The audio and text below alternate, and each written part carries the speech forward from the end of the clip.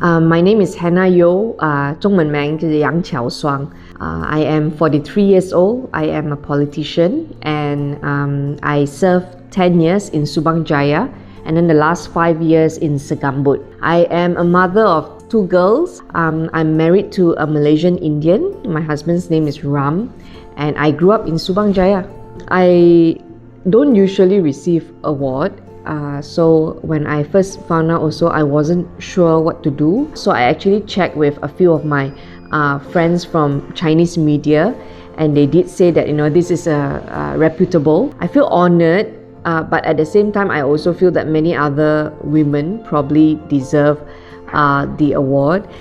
Older, but stronger. Every time I look at my first campaign photos, I feel so sad that I was so thin at the time. And now, from 29 years old, now I'm 43. So I see myself transform in 3 decades. But internally, I think if you're talking about mental strength, I definitely feel a lot stronger now compared to when I was in my 20s. In my 20s, I was very young, inexperienced. And so, everything also I feel like, I'm not sure of myself. But now that I'm in my 40s, I feel that now is like really prime time. I also think that this is something that motherhood changes us naturally because you have to handle work, you have to handle children and so that's really a gift. I think I'm very thankful that I'm not so fearful. I feel that I can take stress a lot better. I can manage stress. I can multitask a lot better compared to last time. How do I handle stress? I feel that rest is important. And so I make sure that in 1 week, I'll lock out one particular day just for myself. If you don't book out that slot, you will never find slot for yourself. Especially being a mother. I think being a mother, you always attend to children needs first, family needs. And so when it comes to yourself, it's probably the last thing you look after. And for me, my rest time is I like to de-stress by shopping. It doesn't have to buy things, but I want to be in a shopping mall. I can see things. I feel like I can do whatever I want with my time. My time is my precious time because other days I live by a calendar. This appointment, that meeting, that event. So if I don't have that me time, I will feel that I'm being shortchanged. So but when I have this, I don't, even if I have to work on Saturday and Sunday, I feel like I've rested. I feel like, I've done whatever I need to do for myself. My toughest time was managing 2 young children. I'm talking about toddler and baby age. I think I was also the first woman speaker at the time for Selangor. So it was a new role that I took on.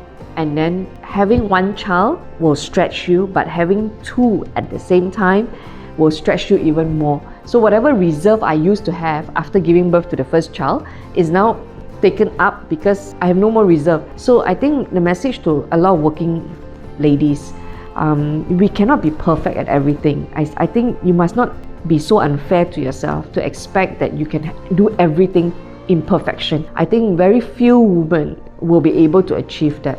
I am not one of them. But in whatever you do, I think don't entertain guilt. You cannot be everything to everybody. I think the story of Ruth, she was a widow at a very young age, and then she followed her mother-in-law Naomi.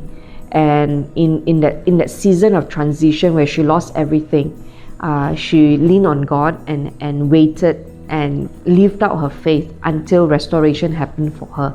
In a lot of seasons of our lives, we will experience loss and difficult times, but it's always in that season of waiting that is most challenging. It's always very tempting to just go back to status quo. That's exactly what happened to Ruth. She was offered to go back to her hometown, be with her family, but she didn't settle for status quo. A lot of times, every time I go through difficult seasons in my life, I always do not want to revert to old. I want to make sure that I live out my faith long enough, sustain that to see what God has in store for me, because that trial will make way for a testimony. For there to be a testimony, there must be trial.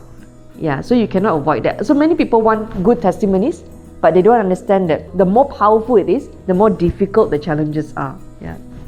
In every situation, I know that there will be 2 responses. It's the Hannah Yeoh's response, which is the human response based on my limited understanding, and there is that God's response. So for example, before I got married and before I entered politics, if I use my own response, I would never have entered politics because I was never trained and I didn't think at the time that it's something for me. I don't think I can. But because it wasn't my idea, I felt guided into this. And today I look back, if I did not wait for God's timing and response, I would never be where I am today.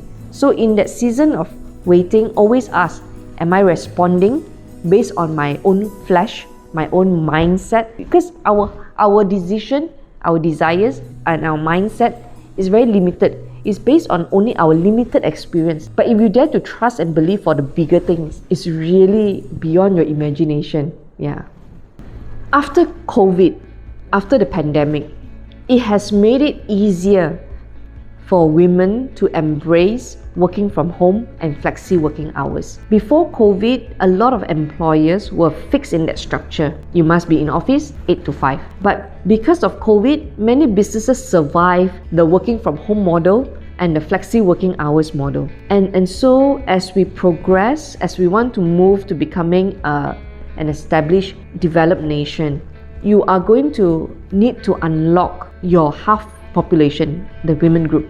At the moment, women in the workforce is only about less than 56%. That means for every 2 women, you only have 1 working. For you to get there, you have to provide the support to allow more women. You have to provide supporting structure to help them cope with the multiple hats they wear: mothers, daughter, wife.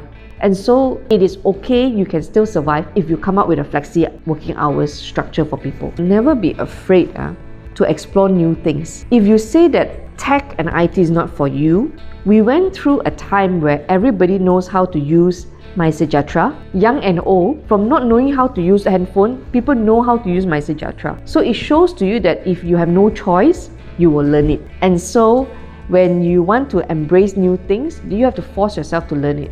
Even for me, my own challenge of using social media, because we have to manage ourselves, you can reach a lot more people. It was very difficult for me in the beginning. First TikTok to the second TikTok took me forever. But after I understand how it works, it's not difficult. Take that step of just embracing it.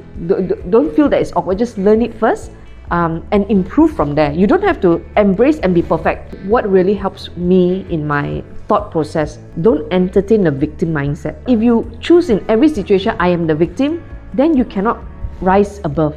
I always tell myself, I am not the victim here.